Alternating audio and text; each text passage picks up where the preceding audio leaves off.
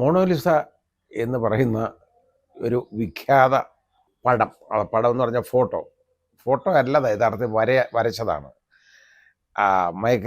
Leonardo ഡാവിഞ്ചിയുടെ ഏറ്റവും വലിയ ഒരു സൃഷ്ടി. അത് അതിൻ്റെ ഒറിജിനൽ ഈ ലൗറെ മ്യൂസിയം, പാരീസിലെ ലൗറെ മ്യൂസിയത്തിൽ ഇരിപ്പുണ്ട്. ഞാൻ പോയി കണ്ടിട്ടുള്ളതാണ്. കാണേണ്ട പടം തന്നെയാണ് അത് കേട്ടോ. അവിടെ വളരെ വലിയ സുരക്ഷയിലാണ് അത് സൂക്ഷിച്ചിരിക്കുന്നത്. കാരണം അതൊരിക്കൽ മോഷണം പോയതാണ്. മോഷണം പോയി പിന്നെ അത് മാസങ്ങൾക്ക് ശേഷം ഇറ്റലിയിൽ നിന്ന് അത് കണ്ടെടുത്തു. ഏതായാലും അത് വീണ്ടും അവിടെ കൊണ്ടുവന്ന് സ്ഥാപിച്ചിട്ടുണ്ട്. ഇപ്പോഴവിടെ ഉണ്ട്. അത് ലൗറെ മ്യൂസിയത്തിൽ അത് ഇരിപ്പുണ്ട്. ആ പടം അത് കാണേണ്ട ഒരു ചിത്രമാണ് അത്. കാരണം ഒരു ചെറിയ പുഞ്ചിരി, അത് എവിടുന്ന് വരുന്നു എന്ന് നമുക്ക് കാണാൻ പറ്റത്തില്ല. കണ്ണിലല്ല. സാധാരണ കണ്ണിൽ നമ്മൾ ആ കണ്ണിൻ്റെ തിളക്കം കൊണ്ട് നമ്മളൊരാൾ ചിരിക്കുകയോ കരയോ ചെയ്യുന്നതെന്നറിയാം. ഇതങ്ങനെയല്ല. ഇത് ആ മുഖം, അത് പറഞ്ഞറിയിക്കാൻ പറ്റാത്ത ഒരു സവിശേഷതയാണ് ആ ചിത്രത്തിനുള്ളത്. അത്രത്തോളം ലോകം കണ്ട ഏറ്റവും വലിയ ചിത്രകാരൻ ആണ് വരച്ചെടുത്തതാണ് ആ രചന. അതിപ്പോൾ ധാരാളം നമുക്കതിൻ്റെ ഡ്യൂപ്ലിക്കേറ്റ് കാണാൻ കിട്ടും, അതിൻ്റെ പടം കാണാൻ കിട്ടും. എന്നാലും അതിനോടൊപ്പം ഒന്നും വരുന്നതല്ല ഇത്. അപ്പോൾ ഈ മോണോലിസ എന്നുള്ള പേര് അങ്ങനെ വളരെ പ്രശസ്തമാണ്.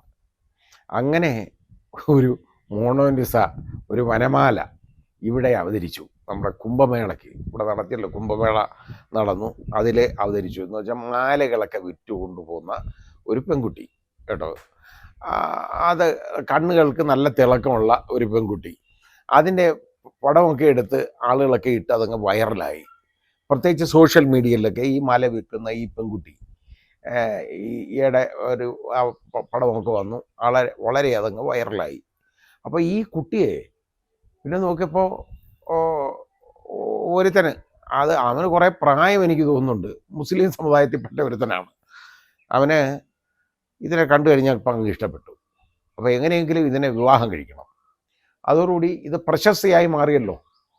കഴിഞ്ഞപ്പോഴത്തേക്ക് ഈ വിവാഹവും അങ്ങ് പ്രശസ്തമായെന്ന് പറഞ്ഞാൽ വിവാഹം കഴിക്കണമെന്നുണ്ടെങ്കിൽ ഒരു 18 വയസ്സ് തികയണമല്ലോ, അല്ലെങ്കിൽ പ്രായപൂർത്തിയായില്ല, അല്ലെങ്കിൽ പോക്സോ ആക്ട് അനുസരിച്ച് വളരെ വലിയ പ്രശ്നമാണ്, ഗുരുതരമായ കുറ്റമാണ്, ക്രിമിനൽ കുറ്റമായിട്ട് മാറും.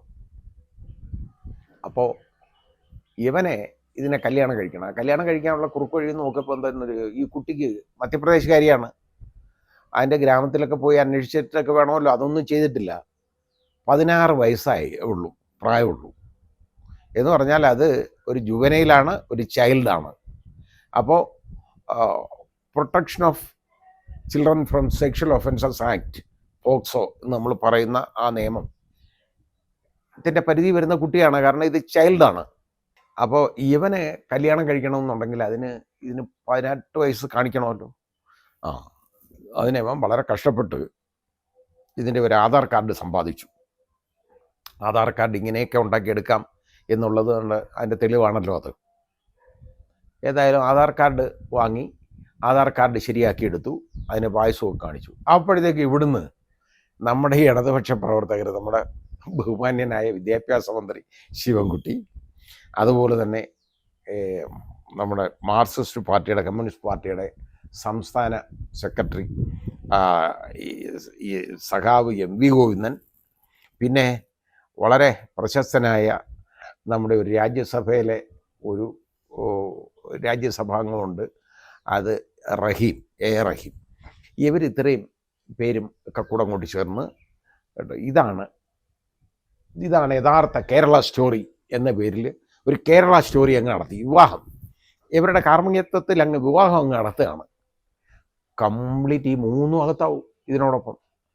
കാരണം എന്താണെന്നറിയോ, ഇതിന് കൂട്ടു നിൽക്കുന്നവരെല്ലാം ഈ ഒഫൻസിൽ പെടും. എന്നിട്ട് ഇവൻ വിവാഹം കഴിച്ചു, ഒരു വിവാഹം അങ്ങ് രജിസ്റ്റർ ചെയ്തു, റെഡിയാക്കി എടുത്തു ഈ കുട്ടിയായിട്ട് താമസമായി. അപ്പോൾ പിന്നെ ശാരീരിക ബന്ധം ഉണ്ടായിക്കഴിഞ്ഞാൽ, ഉണ്ടെന്ന് ഈ കുട്ടിയെ പരിശോധിച്ചാലേ അറിയാവുള്ളൂ, ഉണ്ടായിക്കഴിഞ്ഞാൽ 3 തരം പോക്സോ അനുസരിച്ചുള്ള വളരെ വലിയ ഒഫൻസ് വരും. പിന്നെ ഈ ചൈൽഡ് മാരേജ് റെസ്ട്രെയിൻറ്റ് ആക്ട് അനുസരിച്ചുള്ള അതും വരും ഇതിനകത്ത്. ഈ ഒഫൻസ് എല്ലാം ഇതിന് കൂട്ടു നിന്നവർക്കെല്ലാം വരും. അപ്പോൾ ഞാൻ പറയുന്നത്, ഇതിനകത്ത് ഈ 3 പേരുണ്ടല്ലോ, 4 പേരെ അറിയുന്ന ആളുകളാണല്ലോ ഇവർ 3 പേരും. എന്താ ഉദ്ദേശിച്ചാണ് ഇതിനെ പാർട്ടിസിപ്പേറ്റ് ചെയ്തതും ഇതിനെ മുമ്പോട്ട് കൊണ്ടുവന്നതും എന്നുള്ളതിനെക്കുറിച്ച് നമ്മൾ ചിന്തിക്കേണ്ട കാര്യമല്ലേ? അതെപ്പോഴും വരും. ആ രീതിയിലുള്ള ഒഫൻസ് എപ്പോഴും വരും. അതാണ് നമ്മൾ മനസ്സിലാക്കേണ്ടത്. ഈ ഒഫൻസ് വരും. അപ്പോൾ ഇവർ ഈ വിവാഹം കൊട്ടിഘോഷിച്ച് നടത്തി പുതിയൊരു ഇതാണ് യഥാർത്ഥ കേരള സ്റ്റോറി എന്ന് പറഞ്ഞ രീതിയിൽ യഥാർത്ഥ കേരള സ്റ്റോറി കാണിച്ചു. ഇപ്പോൾ കേസ് രജിസ്റ്റർ ചെയ്തിട്ടുണ്ട്. അവിടെ കേസ് രജിസ്റ്റർ ചെയ്തേക്കുന്നത് ഈ ഭർത്താവ് ഉദ്യോഗസ്ഥൻ്റെ പേരിലാണ് ഇപ്പോൾ കേസ് രജിസ്റ്റർ ചെയ്തേക്കുന്നത്. പോക്സോ അനുസരിച്ചുള്ള കേസ് അങ്ങോട്ട് രജിസ്റ്റർ ചെയ്ത് വന്നിട്ടുണ്ട്. അവിടുന്ന് ഇങ്ങനെ കയറി വരികയാണ് കേസ് ഇങ്ങോട്ട്. അപ്പോൾ ഇനി ഇതിനകത്ത് അന്വേഷിച്ച് വന്നാൽ ഈ പറയുന്ന 3 പേര് യഥാർത്ഥത്തിൽ ഇത് ഈ പ്രതികളാണ്, ഇതിന് കൂട്ടുന്നവർ. കാരണം അവർ ആവശ്യമില്ലാത്ത കാര്യമാണ് ഈ ചെയ്യാൻ പോയത്. ഒന്നാമത് ഈ കുട്ടി മധ്യപ്രദേശിൽ നിന്ന് വന്നതാണ്. ഇതിൻ്റെ കുടുംബ പശ്ചാത്തലമോ ഇതിൻ്റെ യഥാർത്ഥ പ്രായമോ ഒന്നും ഇവർക്കറിയില്ല.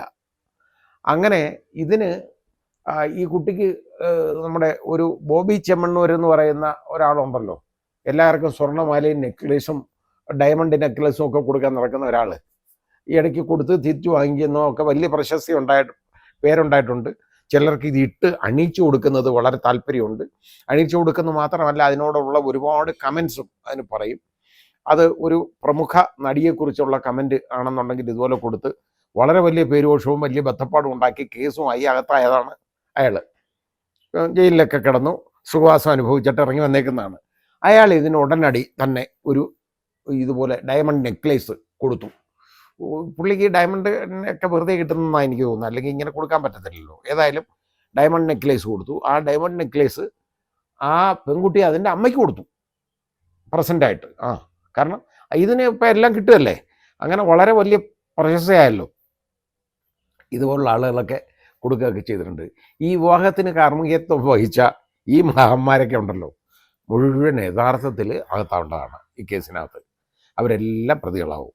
കാരണം അവർ പോയി ഇത് അന്വേഷിച്ച് യഥാർത്ഥത്തിൽ ബോധ്യപ്പെടാതെ ഒരു കള്ള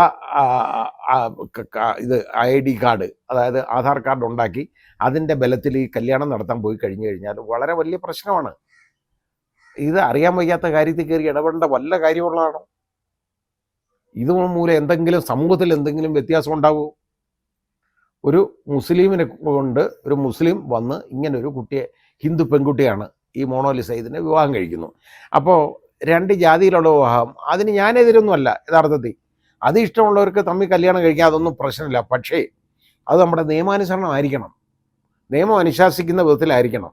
കാരണം ഇതുപോലെ 16 വയസ്സുള്ള ഒരെണ്ണത്തിനെ പ്രായപൂർത്തിയായെന്നും കാണിച്ച് വിവാഹം കഴിച്ചു കഴിഞ്ഞാൽ വളരെ വലിയ ഒഫൻസാണ്. അവിടെ ഇതിനകത്ത് ഒന്നാമത് കള്ള റെക്കോർഡുണ്ടാക്കി, അതായത് forgery for the purpose of cheating, ഈ ഒഫൻസുകളെല്ലാം വരും ഇതിനകത്ത്. പിന്നെ using A forge document as genuine, അതായത് ഇതുപോലെ ഈ കള്ള രേഖ ഉണ്ടാക്കി ആ രേഖ ജെനുവിൻ യഥാർത്ഥ രേഖയാണെന്നുള്ള രീതിയിൽ ഉപയോഗപ്പെടുത്തിയാൽ അതും വലിയ ഒഫൻസാണ്. ഇതെല്ലാം വരും. അതിനോടൊപ്പം ഈ പോക്സോ ഒഫൻസ്, പിന്നെ ചൈൽഡ് മാരേജ് റെസ്ട്രെയിൻറ്റ് ആക്ട് അനുസരിച്ചുള്ള ഒഫൻസ്, ജുവനൈൽ ജസ്റ്റിസ് ആക്ട് അനുസരിച്ചുള്ള കുറ്റകൃത്യങ്ങൾ, ഇതെല്ലാം വരും. ഇതിനൊക്കെ ഒത്താശ ചെയ്യാനും കൂടെ പാടാനും നടന്ന് പെട്ടെന്നൊരു രാഷ്ട്രീയ മുന്നേറ്റം ഉണ്ടാക്കിയെടുക്കാൻ നോക്കിയപ്പോൾ ഈ ഇലക്ഷനൊക്കെ വരികയല്ലേ, അപ്പോൾ ഒരു വലിയ ഓളം ഉണ്ടാക്കാം. ഇത് യഥാർത്ഥ കേരള സ്റ്റോറി ഇതാണ്. ഇതൊന്നും കേരള സ്റ്റോറിയൊന്നും അല്ല. ഇത് ആവശ്യമില്ലാത്ത കാര്യമാണ് ഈ ചെയ്യാൻ പോയത്. ഇത് ഈ പെൺകുട്ടി എന്താണെന്ന് അറിയുന്നില്ല, അതിൻ്റെ യഥാർത്ഥ പ്രായം അറിയുന്നില്ല, ഇതൊന്നും ഇല്ലാതാണ്. ഇപ്പോൾ എങ്ങനെ കേസ് വന്നേക്കുന്നത്? വളരെ വലിയ പ്രശ്നമാണിത്, ഗുരുതരമായ പ്രശ്നമാണ്. ഇതിന് കൂട്ടുനിന്നവർക്കെല്ലാം എതിരെ യഥാർത്ഥത്തിൽ കേസ് വരും. അത് പ്രശ്നമാണ്.